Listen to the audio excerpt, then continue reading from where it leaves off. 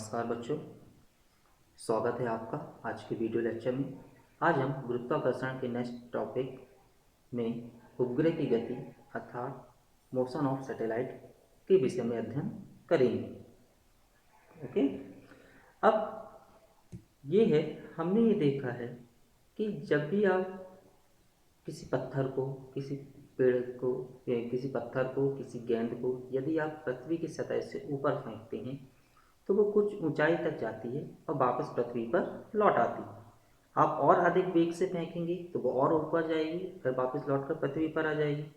ऐसे धीरे धीरे करके आप अगर वेग को अपन बढ़ाते जाते हैं, ठीक है, तो एक ऐसा वेग प्राप्त होता है कि यदि हम उस वेग से किसी पत्थर को या गेंद को ऊपर फेंकें तो वो लौटकर पृथ्वी पर नहीं आता, अर्थात पृथ्वी के गुरुत्वीय क्षेत्र को पार कर जाता है। तो इस ऐसे वेग को हम क्या बोलते हैं? पलायन वेग। तो अपना जो टॉपिक है आज का ये है पलायन वेग। तो पलायन वेग आपका क्या कहलाएगा कि वह वेग जिससे किसी पिंड को पृथ्वी की सतह से ऊपर की ओर फेंकने पर वह पृथ्वी के गुरुत्वीय क्षेत्र को पार कर जाता है और वापस पृथ्वी पर नहीं लौटता है। तो उस वेग को हम क्या कहेंगे? पलायन वेग। तो पलायन वेग में के लिए व्यंजक यदि हम निकालना चाहें तो हम किस प्रकार से निकालते हैं, आइए देखते हैं। कि माना कि आपकी पृथ्वी है,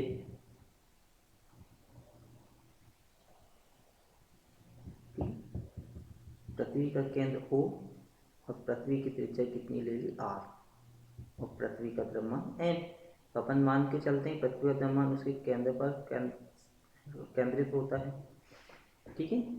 अब यहाँ से पृथ्वी की सतह से मान या पृथ्वी के केंद्र से x दूरी पर, पृथ्वी के केंद्र से x दूरी पर किसी पॉइंट P पर m स्मॉल m द्रव्यमान का कोई पिंड रखा हुआ है, ठीक है।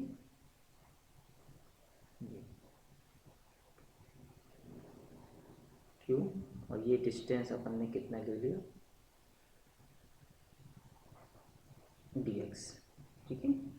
यदि हम मान लें कि माना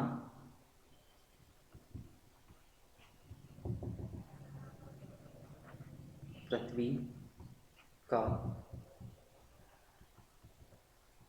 द्रव्यमान कैपिटल M व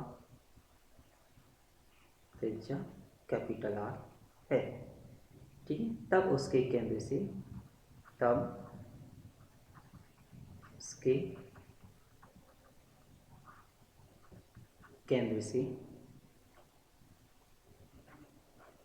x दूरी पर स्थित स्मॉल m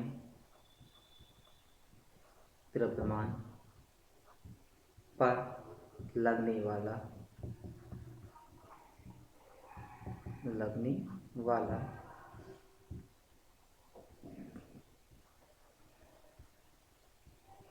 गुरुत्वाकर्षण बल,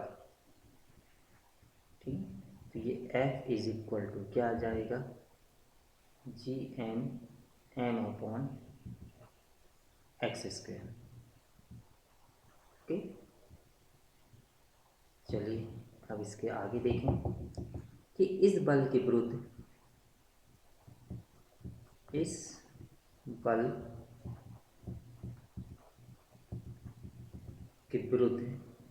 है ना, पिंड को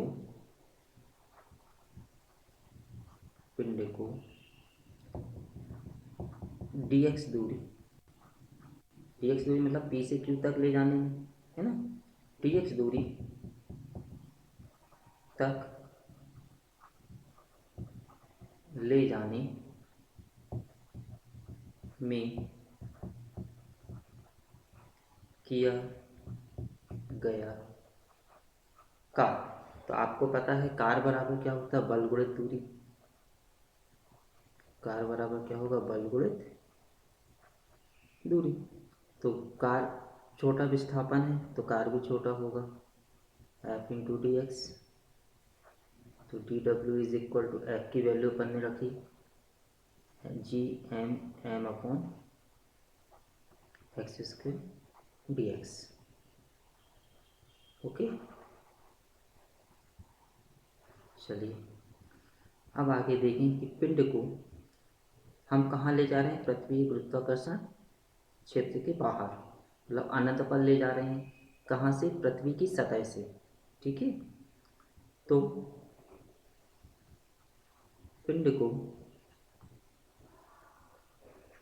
पृथ्वी की सतह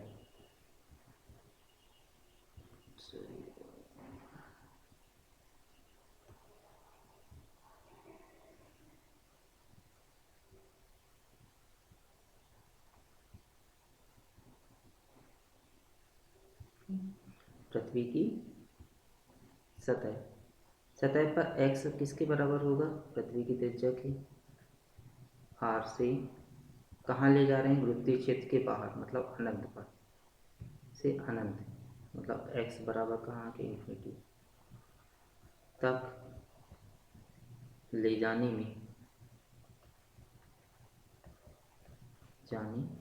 में किया गया कार्य है ना। तो ये W बराबर कहाँ से कहाँ तक लिमिटेशन लग जाएगी, अनंत, R से अनंत तक, और जितने भी ये छोटे छोटे कार्य होंगे ये सारे क्या होंगे, ऐड हो जाएंगे। ठीक है, तो हम वैल्यू पुटअप करें, W is equal to R से इंफिनिटी। ठीक, तो यह आ जाएगा आपका कितना, G M upon X square D X. W is equal to M बाहर आ गया, R से infinity 1 upon X square D X. अब 1 upon X square D X का इंटीग्रेशन आपको मालूम है क्या होता है, 1 अपॉन है ना, माइनस 1 अपॉन एक्स है ना। तो W is equal to, minus sign बाहर निकाल देंगे, एम, तो यह आ जाएगा 1 अपॉन एक्स, कहाँ से कहाँ तक, R से इंफिनिटी तक। W is equal to minus G M M, पहले upper limit 1 infinity minus lower limit, ये रख दिया। सॉल्व करने पे हमारे 1 अपॉन इंफिनिटी मतलब 0, हमारे पास बचेगा minus minus plus G M upon R. तो ये आपका क्या हो गया, कार आ गया। ठीक है,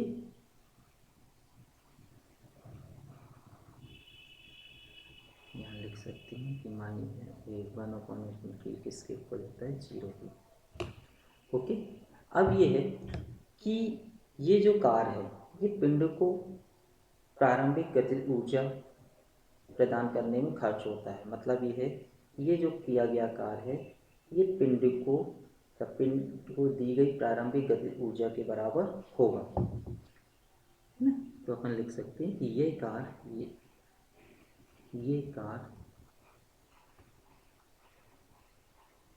पिंड को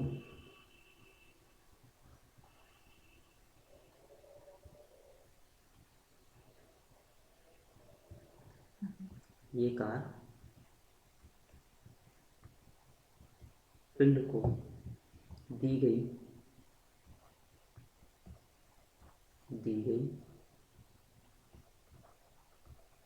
प्रारंभिक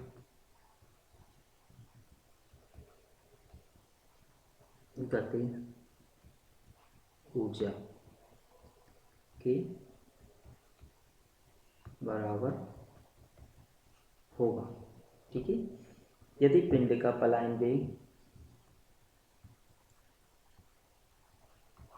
यदि पिंड का पलायन वेग वी है तो पिंड की जो गतिज ऊर्जा है ना, तो पिंड की गति, प्रारंभिक गति ऊर्जा ये किसके बराबर होगी, किए गए कार्य की, मतलब ये आ जाएगी कितनी, half M V E square is equal to कार्य कितना आया, G M upon R, M से ये एम कैंसिल, ठीक है। तो हमारे पास क्या बचा, V E square is equal to G M upon R, अब 2gm/r, तो V E is equal to under root 2gm/r, clear. अब अपन जानते हैं कि small g is equal to किसके इक्वल होता है, gm/r², ठीक है।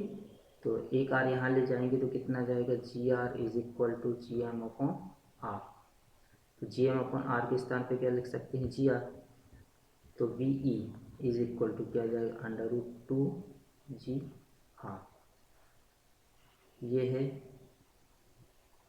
पलायन वेग के लिए व्यंजक, ठीक है।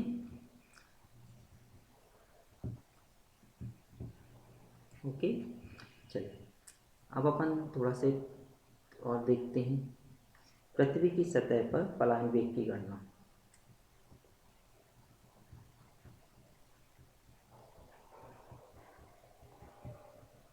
सतह पर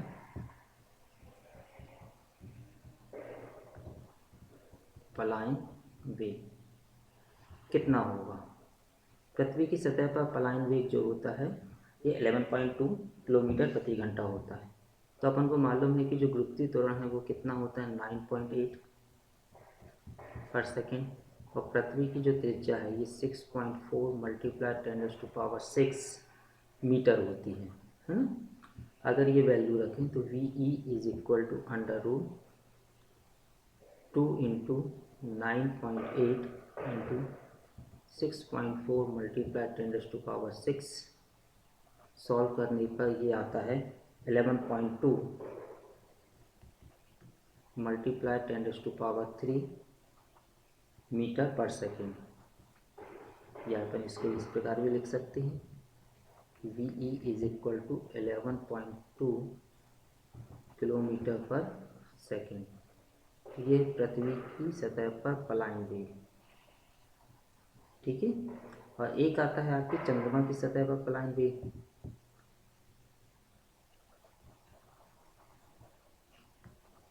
चंद्रमा की या चंद्रमा पर या चंद्रमा की सतह पर पलायन वेग। तो अब यहाँ देखो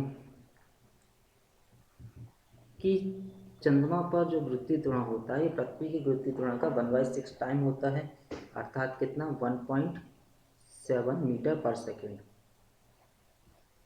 ठीक है।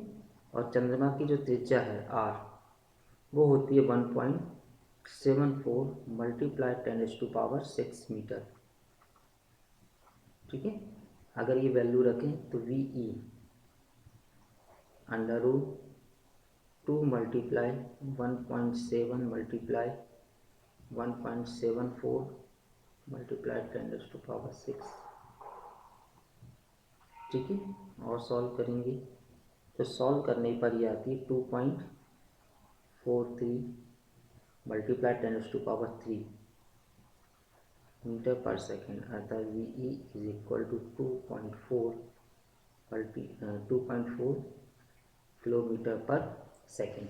तो चंद्रमा की सतह पर जो पलायन वेग है वो कितना होता है, 2.4 किलोमीटर पर सेकेंड, और पृथ्वी की सतह पर कितना होगा, 11.2 किलोमीटर प्रति सेकेंड, ठीक है। अब यह है कि पलायन वेग का महत्व क्या होता है।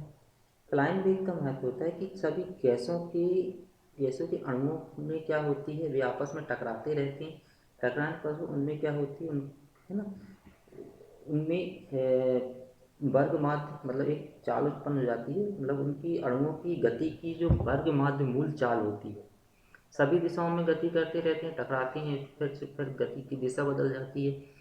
तो इस प्रकार हम क्या करते हैं कि गैस के अणुओं में क्या निकलती है, वर्ग माध्य मूल चाल।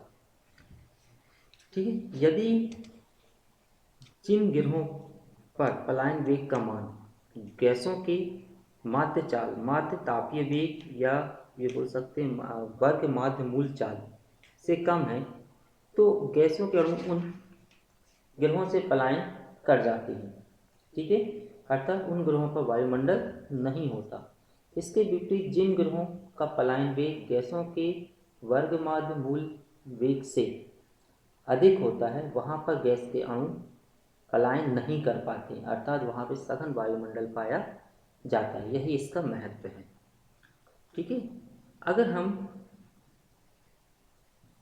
यहाँ पे देखें कि चंद्रमा पर वायुमंडल क्यों नहीं है, अनुपस्थिति का कारण क्या है, तो हम बता सकते हैं कि चंद्रमा का पर जो पलायन वेग है अपन ने कितना निकाला, 2.4 किलोमीटर। इसलिए जिन गैसों के अणुओं की वर्गमाध्य मूल चाल 2.4 किलोमीटर से, है ना, अथवा इससे अधिक है, के बराबर या इससे अधिक है, तो ये क्या होता है, वे चंद्रमा की सतह को छोड़कर अंतरिक्ष में चले जाते हैं।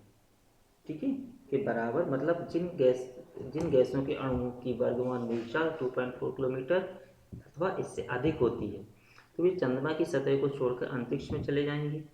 इस प्रकार चंद्रमा पर प्राय सभी गैसों की वर्गभूत चाल होती है पलायन वेग के बराबर या इससे अधिक होती है, अतः वो चंद्रमा से क्या करते हैं, पलायन कर जाते हैं, और इस प्रकार चंद्रमा पर कोई वायुमंडल उपस्थित नहीं होता।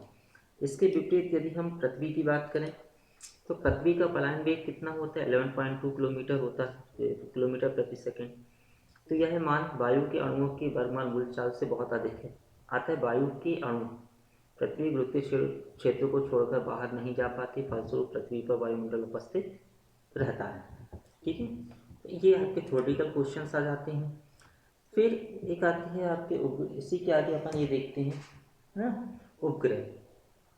ठीक है, उपग्रह क्या होते हैं, मतलब ऐसे पिंड जो पृथ्वी, मतलब जो पिंड किसी ग्रह के परिभ्रमण करते रहते हैं, उन्हें हम उपग्रह कहते हैं। उपग्रह दो प्रकार के होते हैं, प्राकृतिक उपग्रह और कृत्रिम उपग्रह। प्राकृतिक उपग्रह मतलब वे प्राकृतिक पिंड जो किसी ग्रह के परितः चक्कर लगाते रहते हैं, प्राकृतिक उपग्रह कहलाते हैं। जैसे चंद्रमा, हमारी पृथ्वी का उपग्रह कौन सा है, चंद्रमा। इसी प्रकार शनि के भी दो हैं, बृहस्पति के आपके 16 प्राकृतिक उपग्रह हैं, है ना। उसी और सेकेंड आता है कृत्रिम उपग्रह। तो कृत्रिम उपग्रह आपके देखा जाए कि मानव द्वारा निर्मित उपग्रह को हम कृत्रिम उपग्रह कहते हैं। जैसे कि आपके Bhaskar 1, Bhaskar 2, insect 1, insect 2, Apple, ये सारे क्या है, कृत्रिम उपग्रह हैं जो मानव द्वारा बनाए गए हैं। अब क्या रहता है कि हमारा एक सिद्धांत माना गया है कि क्या अगर कोई उपग्रह पृथ्वी के चारों ओर चक्कर लगा रहा है, तो किस सिद्धांत के थ्रू वो पृथ्वी के चारों ओर चक्कर लगाता है। तो हम व्यक्तिगत कर चुके हैं कि कोई भी पिंड अगर वृत्तिगति करता है, तो उसको वृत्तिगति करने के लिए उसके पास अभिकेंद्र बल होना चाहिए। ठीक है, क्योंकि बिना अभिकेंद्र बल के कोई भी पिंड वृत्तिगति नहीं कर सकता। तो पिंड को वृत्तिगति करने के लिए आवश्यक है ना, कि पिंड को वृत्तिगति करने के लिए, है ना, आवश्यक अभिकेंद्र बल पृथ्वी द्वारा पिंड पर लगाए गए गुरुत्वाकर्षण बल से प्राप्त होता है। यही हमारे किसी भी उपग्रह का प्रक्षेपण का सिद्धांत कहलाता है। ठीक है, चलो अब इसके बाद अपन देखते हैं कि अगर उपग्रह है तो उपग्रह क्या करेगा, किसी कक्षा में चक्कर लगाएगा। तो जब कक्षा में चक्कर लगाएगा तो उसमें क्या होगा, कक्षीय चाल, मतलब किस वेग से या किस चाल से वो उस कक्षा में चक्कर लगा रहा है। तो उपग्रह की अपनी कक्षीय चाल होगी, तो उस कक्षीय चाल के लिए व्यंजक निकालना पड़ेगा हमें। तो हमारा जो नेक्स्ट टॉपिक आ जाता है वो हो जाता है उपग्रह की कक्षीय चाल, है ना।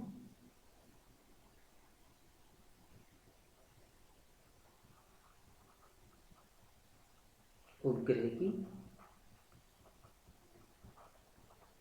कक्षीय चाल, कि उपग्रह की कक्षीय चाल क्या होती है।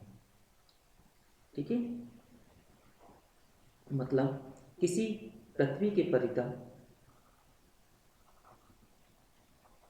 पृथ्वी के परितः या चारों ओर, है ना, किसी निश्चित कक्षा में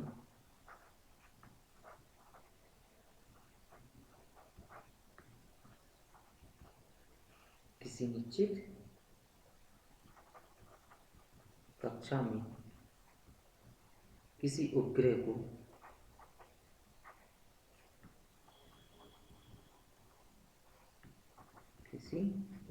को स्थापित करने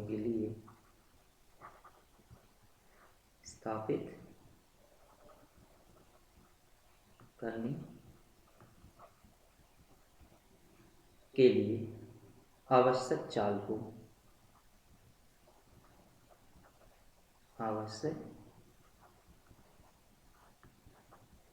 को कक्षीय चाल कहते हैं। कक्षीय चाल मतलब ऑर्बिटल वेलोसिटी। अब यहाँ पे हम ये माने कि माना, है ना, ये हमारी पृथ्वी हो गई, पृथ्वी का केंद्र है। डायग्राम और बड़ा बना है,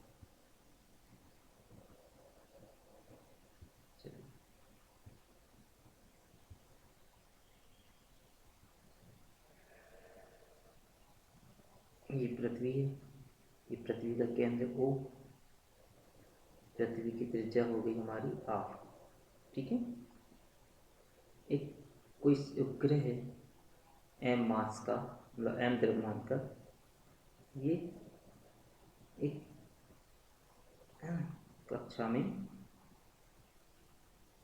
चक्कर लगा रहा है, ठीक है। पृथ्वी की सतह से मान के चलो ये जो दूरी है ये h है, और इसकी जो वेलोसिटी है, रेखीय चाल, ये कितनी है, v0, मतलब ऑर्बिटल वेलोसिटी।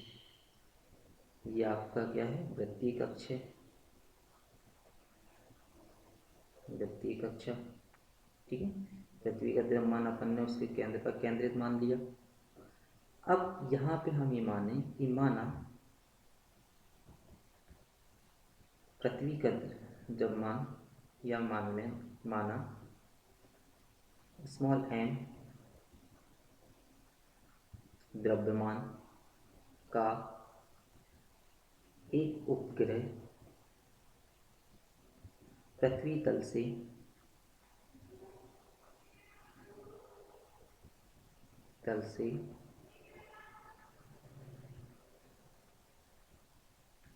h ऊंचाई पर, ठीक, पृथ्वी के चारों ओर, पृथ्वी के परितः या चारों ओर, वृत्तीय कक्षा में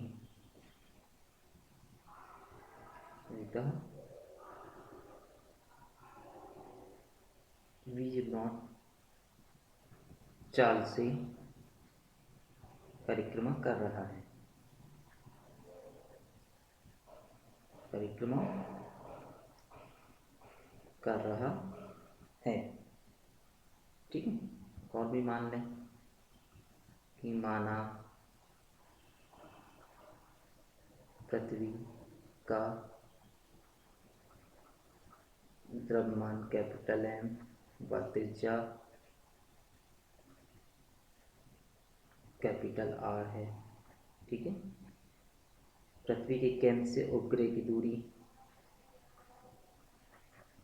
पृथ्वी के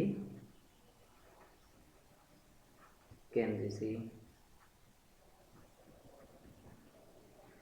उपग्रह की दूरी कितनी हो जाएगी, ये R प्लस H, क्लियर। अब यही है, ठीक है। उपग्रह प्रक्षेपण के सिद्धांत से, ठीक है। जो अभिकेंद्र बल है, मतलब प्रति गति करने के लिए उपग्रह को जो आवश्यक अभिकेंद्र बल है वो किससे प्राप्त हो रहा है आपका? पृथ्वी द्वारा उपग्रह पर लगा आरोपित गुरुत्वाकर्षण बल द्वारा। तो अभिकेंद्र बल कितना हो जाएगा? M V not square by दूरी कितनी हो जाएगी? R plus H. ठीक है। और गुरुत्वाकर्षण बल कितना हो जाएगा? ये G M upon R plus H का वर्ग, क्योंकि पृथ्वी केंद्र से दूरी कितनी उपग्रह की? R plus H.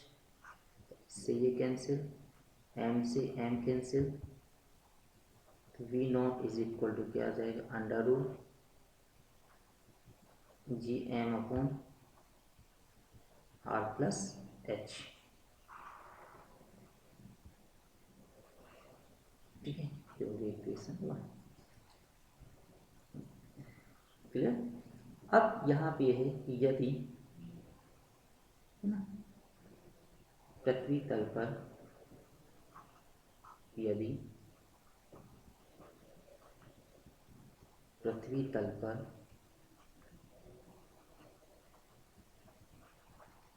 गुरुत्वीय त्वरण स्मॉल जी हो, तो आपको पता है जी इज इक्वल टू क्या होता है? G M upon R square. Clear. तो G M is equal to कितना आ जाएगा? G R is equal to G M. तब समीकरण एक से, समीकरण एक से कितना आ जाएगा? V not is equal to G M के स्थान पे क्या रखेंगे? G R square under root G R square upon R plus H.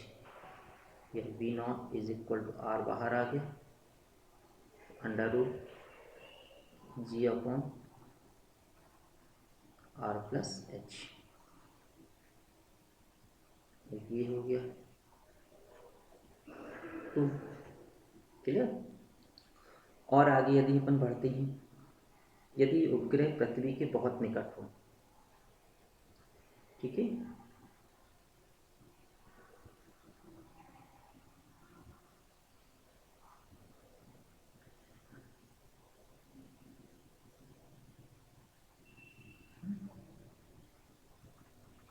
यदि उपग्रह पृथ्वी के बहुत निकट हो, तो आर प्लस एच को हम आर के इक्वल मान लेते हैं, तो ये आर बहुत ज़्यादा होगा। ठीक है। तब समीकरण, है ना, तब आर प्लस एच को अपन ने आर के इक्वल मान लिया, तो V not is equal to under root, यदि हम क्या लेकर आए हमारे पास? जी आर स्क्वायर, और आर प्लस एच को क्या मान लिया? आर, तो इससे ये कैंसिल हो गया, तो V not is equal to क्या बचेगा? Under root G R. ये हो गई इक्वेशन नंबर 3। ये तीनों क्या है? 1 2 3 उपग्रह की कक्षीय चाल के लिए व्यंजक हैं। ठीक है। तो यहाँ पे एक चीज़ समझ में आती है हमें कि यहाँ पर हमें एक चीज़ ये समझ में आती है, फर्स्ट वन, यदि हम देखें कि उपग्रह की जो कक्षीय चाल है ये उपग्रह के द्रव्यमान पर निर्भर नहीं करती, है ना, कि उपग्रह की कक्षीय चाल उपग्रह के द्रव्यमान पर निर्भर नहीं करती है। क्लियर। गलत अगर एक ही कक्षा में भिन्न भिन्न द्रव्यमान के उपग्रह परिक्रमा कर रहे हैं तो संपूर्ण उपग्रहों की कक्षीय चाल कैसी होगी? एक समान होगी। ठीक है। यह दूसरा क्या बोल सकते हैं कि ये एच पर निर्भर कर रही है ना, कि किसी उपग्रह की कक्षीय चाल पृथ्वी तल से उसकी ऊंचाई पर निर्भर करती है। ठीक है। दूसरा अपने ये क्या बोल सकते हैं दूसरे स्टेटमेंट में, सेकंड वन ये हो सकता है कि जो कक्षीय चाल है ये ना पृथ्वी तल से ऊंचाई, पृथ्वी तल से ऊंचाई की व्युत्क्रमानुपाती होती है। ठीक है। अगर किसी को कम ऊंचाई पर जाना है तो उसकी कक्षीय चाल क्या होगी? अगर ऊंचाई अधिक है तो कक्षीय चाल कम हो जाएगी ना।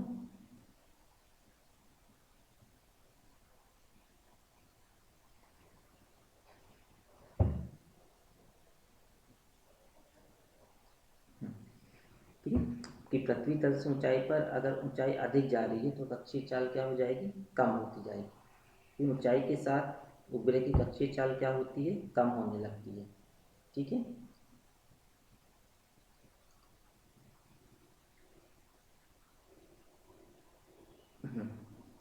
ठीक है। तो ये दो पॉइंट हैं जिन्हें अपन को याद रखना है। ओके। सेकंड चीज ये है कि अगर उपग्रह चक्कर लगा रहा है तो उसका क्या होगा? उसका अपना एक परिक्रमा काल भी होगा कि कितनी देर में वो चक्कर लगा रहा है। तो उसके परिक्रमा काल के लिए भी अपन को क्या करना है? व्यंजक निकालना है। या पहले तो अपन ये देखें कि एक संबंध और होता है कि थर्ड वन अपन ये बोल सकते हैं टाइम। यदि हम कच्चे चाल को √2 से गुणा कर दें तो वो उपग्रह क्या होगा? पृथ्वी की गुरुत्वीय क्षेत्र को पार हो जाएगा, मतलब उसका पलायन वेग के बराबर हो जाएगा। तो पृथ्वी गुरुत्वीय क्षेत्र को क्या कर जाएगा? पार कर जाएगा। ठीक है। ये होता है आपका क्या चीज? पलायन वेग और कक्षीय चाल में संबंध। कि पलायन वेग जो होता है वो कक्षीय चाल के √2 गुना होता है। अब नेक्स्ट जो आपका आता है वो रहेगा उपग्रह का परिक्रमण काल।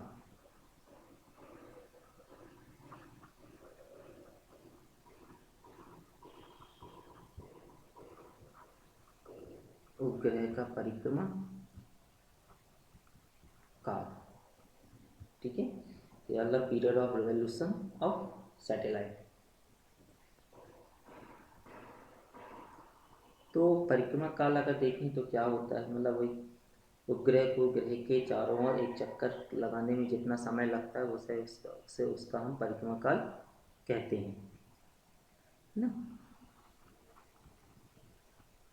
उपग्रह को ग्रह का एक पूरा चक्कर लगाने में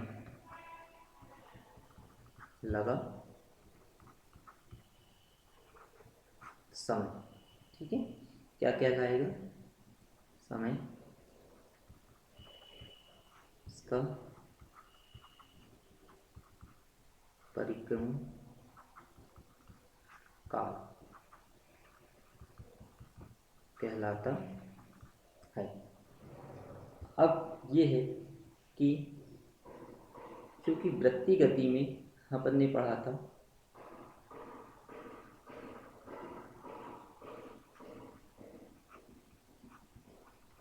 गति में v इज इक्वल टू क्या होता है? ओमेगा आर, अर्थात v is equal to 2π/T/r। ठीक है। से यदि अपन ये निकालें है ना, तो जो v0 है ऑर्बिटल वेलोसिटी, तो ये किसके इक्वल हो जाएगी? 2π/T। और त्रिज्या किसके इक्वल है? r+h। किसके इक्वल मानी जाएगी? r+h के।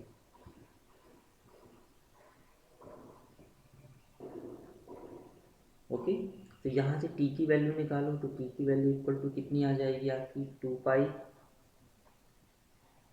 है ना, 2 pi R plus H upon V naught. Okay, अब यहाँ पे है, अब किंतु अपन को मालूम है कि जो वी नॉट है वो किसके इक्वल होता है, under root G R square upon R plus H के। तो ये वैल्यू अपन यहाँ पे रख सकते हैं। तो t is equal to 2 pi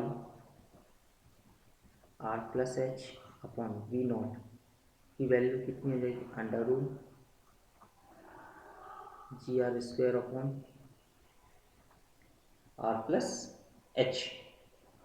okay, ये आर प्लस, अगर इसको बाहर निकालें तो स्क्वायर होगा, ऊपर गया तो क्या बन जाएगा, क्यू बन जाएगा, है ना, ऊपर जाएगा तो क्या बन जाएगा, क्यू बन जाएगा। तो इसको अपन इस प्रकार से भी लिख सकते हैं, देखो t is equal to 2 pi,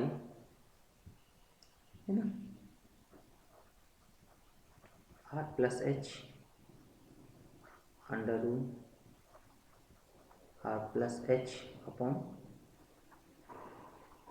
ji R square. तो आर स्क्वेयर में देखो ये बाहर आ गया, 2 पाई अपॉन आर बाहर आ गया। जब ये अंदर जाएगा तो कितना आ जाएगा, रूट के अंदर जाएगा तो स्क्वायर लग जाएगा,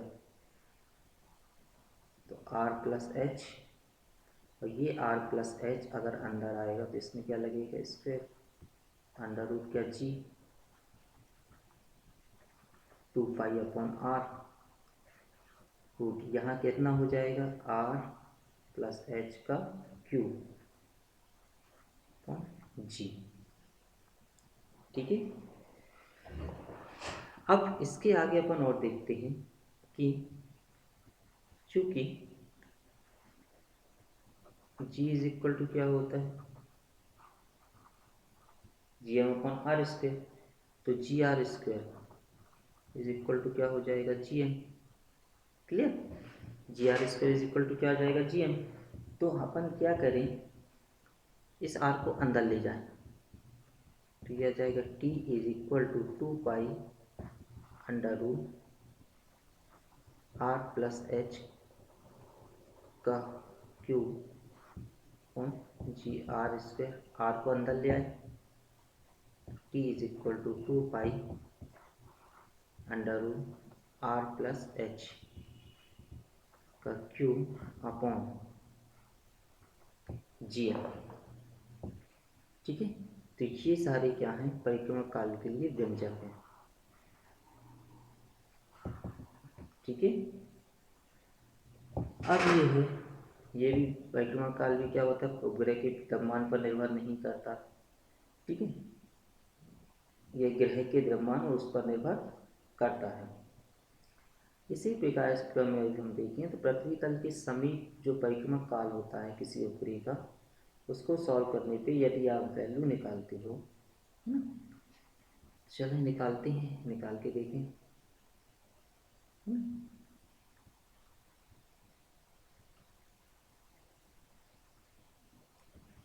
कि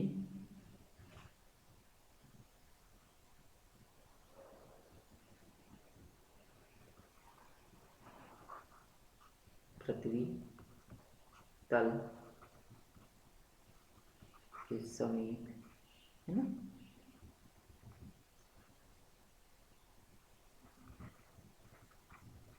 परिक्रमा कर रहे उपग्रह का परिक्रमा काल। अब यह उपग्रह का परिक्रमा काल कितना होता है, T is equal to 2 pi upon R under root R plus H का क्यूब अपॉन जी। ओके, यदि उपग्रह पृथ्वी तल के समीप है, यदि उपग्रह पृथ्वी तल के समीप है, तब r प्लस एच को हम किसके इक्विवेलेंट मान लें, r के। तो t is equal to 2 pi under root, ये हो जाएगा r³ अपॉन g r²।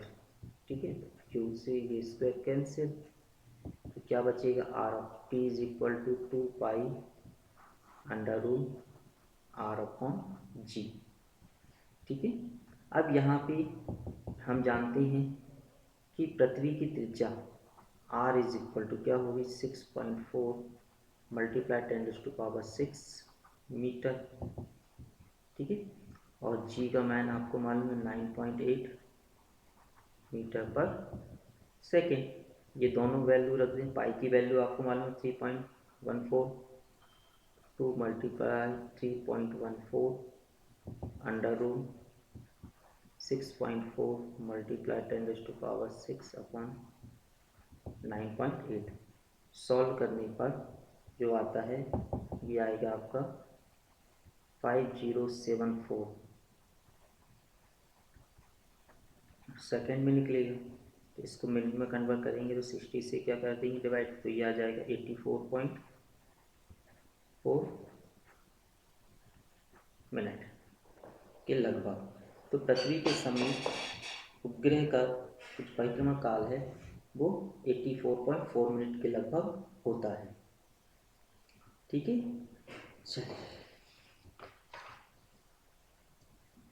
अब एक आता है, इसमें तो आपके कुछ इंपॉर्टेंट टर्म्स होती हैं, जैसे तुल्यकारी उपग्रह ना, आपका एक टर्म आता है तुल्यकारी उपग्रह या भूस्थायी उपग्रह, सिंक्रोनस और जियो स्टेशनरी सैटेलाइट क्या होते हैं। तो आपके मालूम है कि वे उपग्रह, ठीक है, जो पृथ्वी के भूमध्य रेखीय है ना, जो पृथ्वी के भूमध्य रेखीय तल में पश्चिम से पूर्व की ओर, क्योंकि पृथ्वी कैसी अपनी धुरी पर घूमती है, पश्चिम से पूर्व की ओर, तो वे सैटेलाइट वो जो उपग्रह जो पश्चिम से पूर्वी की ओर घूमे और उनका जो परिक्रमा काल है वो 24 घंटे हो, तो ऐसे उपग्रह को अपन क्या बोलते हैं, भूस्थायी उपग्रह या तुल्यकारी उपग्रह प्लस सिंक्रोनस और जियो स्टेशनरी सैटेलाइट कहा जाता है। ठीक, क्योंकि इनका परिक्रमा काल जो है टाइम पीरियड, ये पृथ्वी के एक कंप्लीट घूर्णन करने वाले समय के बराबर होता है, और ये भी पश्चिम से पूर्वी की ओर घूमते हैं। ठीक, मतलब ये कि कुछ शर्तें, तुल्यकारी उपग्रह की कुछ शर्तें ऐसी होनी चाहिए कि वो उपग्रह अपन इस प्रकार से समझ सकते हैं। ठीक है, छोटा सा टॉपिक है,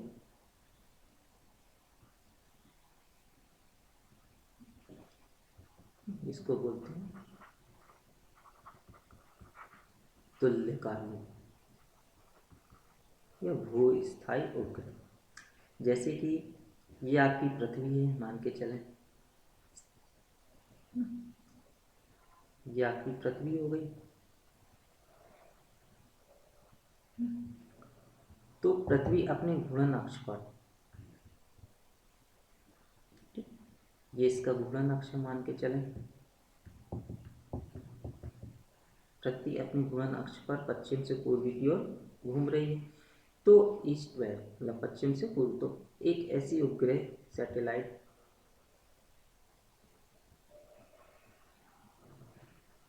ये, ठीक है, तो ये जो उपग्रह है,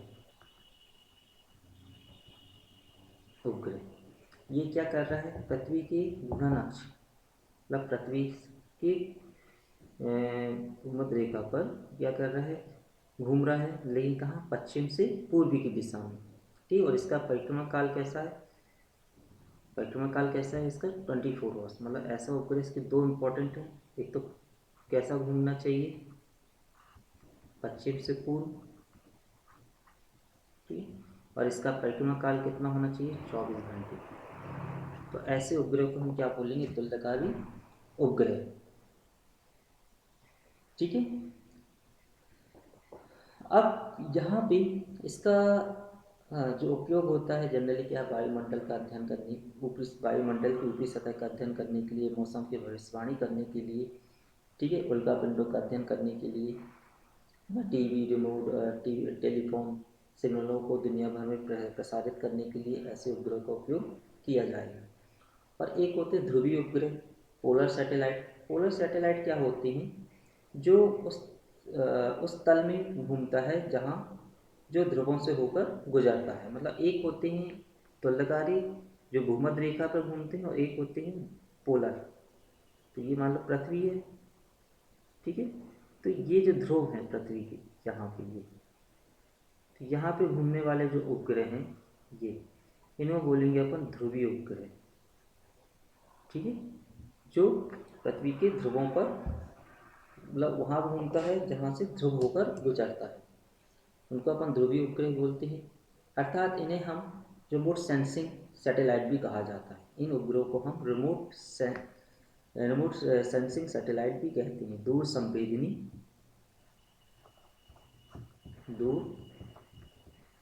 संवेदी उपग्रह, मतलब कि रिमोट सेंसिंग सैटेलाइट।